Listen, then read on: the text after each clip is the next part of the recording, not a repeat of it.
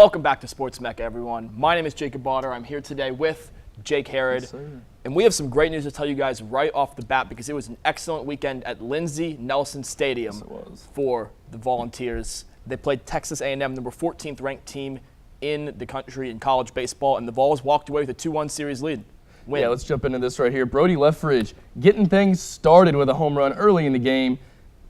One of the 2 home runs of the game. Benny Santiago also had one. Tennessee just came out hungry, looking for a win. Got their first series win in the SEC since March 25th against Alabama. They obviously swept them. Struggling as of recent, but it was a big weekend for Tennessee, for the Tennessee Volunteers, and mainly on the mound. You had some freshman guys, really standing out. One guy in particular, Sean Hunley, he's been a beast all year long. He had 5 innings pitched, 5 Ks on Friday. But Sunday right here, Garrett Crochet got the win. He had 4 Ks over 2 2/3 scoreless innings. This freshman pitcher is really stepping up for the Volunteers. Absolutely. The Volunteers hit a bunch of big milestones this week with the game against Texas A&M. How about the first win versus a ranked opponent since Florida a few weeks ago, the number 1 ranked team in the country, and then their first series win versus a ranked opponent since Florida last April. So 2 good milestones for the Vols under Coach Tony Vitello. And it's just really great to see the team overperforming their expectations from the beginning of the season. Yeah, I agree, and it's huge that they were able to snap Texas A&M's 7-game win streak coming into the series on Friday. Tony Vitello has really turned this program around. They've already matched their SEC win total from last season at 12. So, this is just huge for them right now, in my opinion. And this is a team that wasn't expected to do too well this season. It's a really young team, only 2 seniors, Leffridge and Santiago, the 2 that hit home runs were the 2 seniors, compared to 17 freshmen on this roster. And so the fact that this team is being competitive right now in SEC play is a great omen for the future. Yeah, I think so as well. Like you said, it was a big weekend up here on Rocky Top. Let's talk about some Tennessee football. Orange and white game on Saturday. Good turnout, 65,000 in attendance. But not what Jeremy Pruitt was Jeremy Pruitt was not too happy in terms of the attendance. But the game was good itself. It was good to see the team get back out there. Yeah. We got to watch the new schemes brought by new offensive coordinator Tyson Helton and new defensive coordinator Kevin Scherer.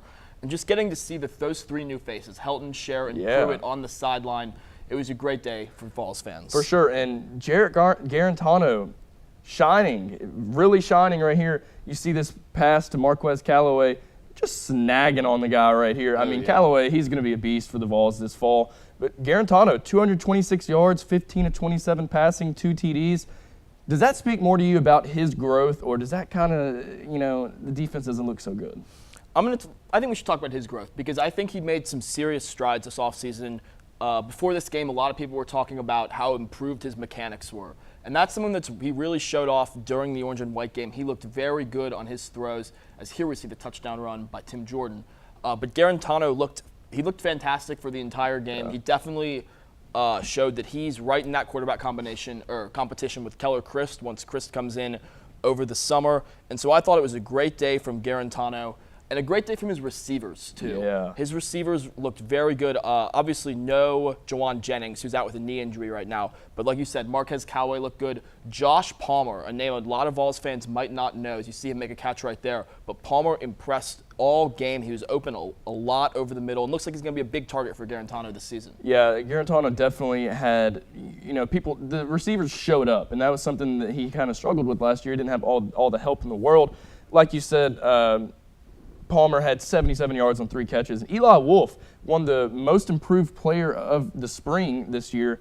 He had 5 catches for 63 yards and a touchdown. So, as long as he's getting these guys, as long as these guys are catching the ball, I think Garantano will be all right. Or whoever's playing quarterback come fall will be all right. Right. And then his more weapons for Garantano because his running backs also impressed. Yeah. Ty Chandler was known as maybe be a breakout star this season. He looked explosive, but Tim Jordan looked very good. Yeah, it's going to be a 2-headed beast here in Knoxville for sure this fall.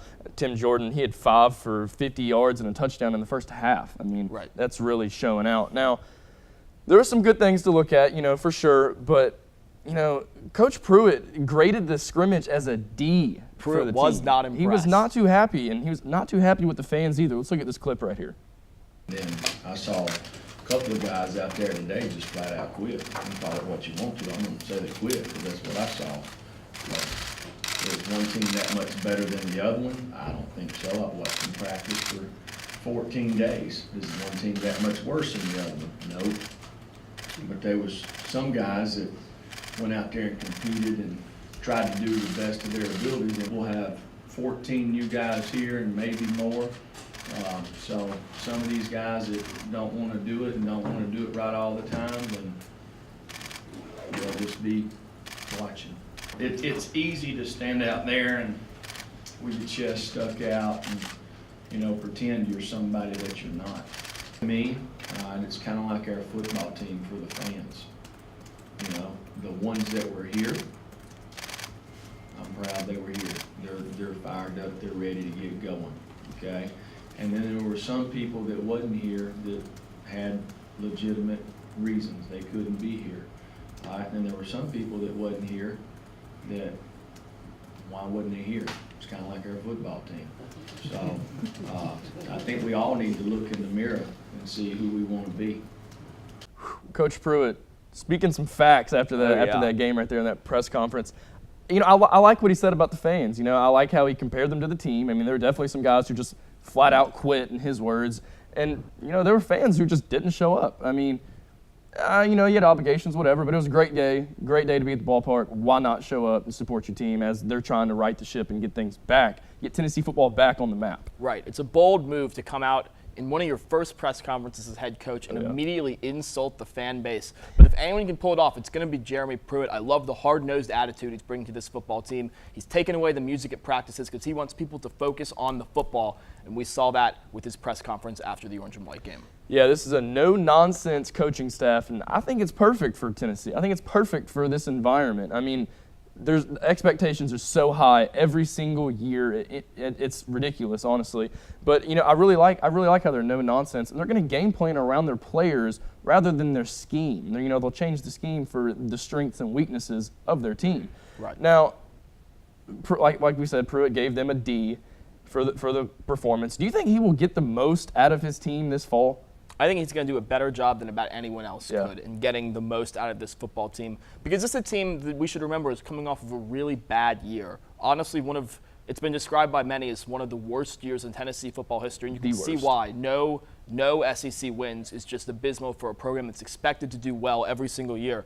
And so I think Pruitt right now is showing that he's the right guy to lead this turnaround with, as you said, that no-nonsense attitude. Yeah. And he's going to be helped out this summer by getting a lot of big faces coming into the team, not just freshmen joining the team for the first time, but some big transfers. Names like Keller Chris, the quarterback from Stanford, Madre London, the running back from Michigan State, Dominique Woods-Anderson, the #1 JUCO tight end in the country, and someone that Nick Saban really, really wanted. People expected he was going to go to Alabama, but here he is. He's coming to Rocky Top. Which of these names really excites you for this season? Who do you think is going to be breaking out?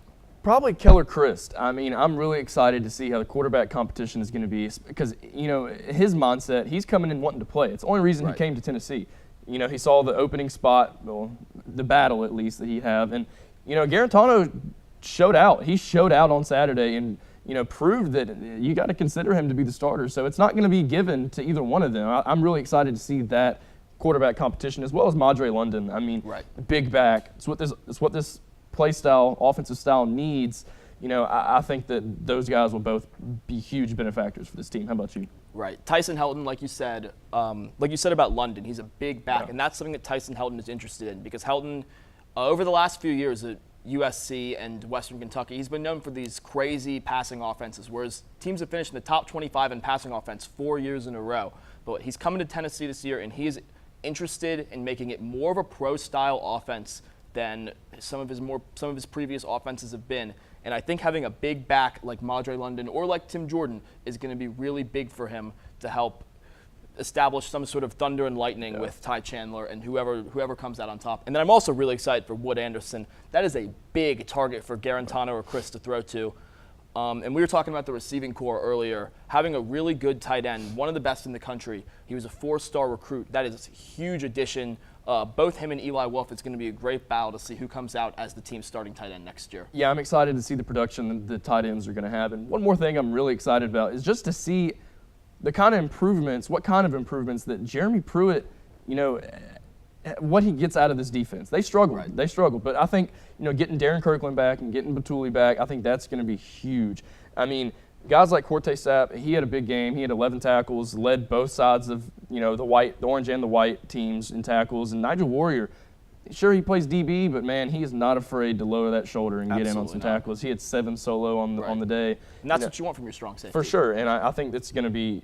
I think there's going to be a lot more improvements from that defense, and they need it because you can't rely on this offense to win your games, and especially offense who struggled to score any points at all last season. Right. Coming into this game, a lot of people expected it to be low scoring. They expected Tennessee's defense, the defense of the white team's defense, that first team defense. They expected it to be the best unit on the team, but the orange offense, the first team offense, came out and really impressed. Yeah. They really showed that they were the dominant group on offense, despite not having Trey Smith, despite not having Jawan Jennings, and despite a lot of those guys being young. Most of the seniors on this year's team are all on the defensive side of the ball. This is a really sophomore-heavy offense, and so the fact that they came out and impressed so much, that's great news for Vols fans. I think so, too. I'm really excited to see the strides this team makes. I think they'll surprise some people come fall, honestly. I think that's about all we got for this segment. Stay tuned, everybody. I'll be back on the desk with Corey Sanning as we talk about NBA playoffs. Jacob, thanks for joining me. I appreciate it. Don't love getting kicked off, but we'll see you here on Sports Mecca. We'll be back in a minute.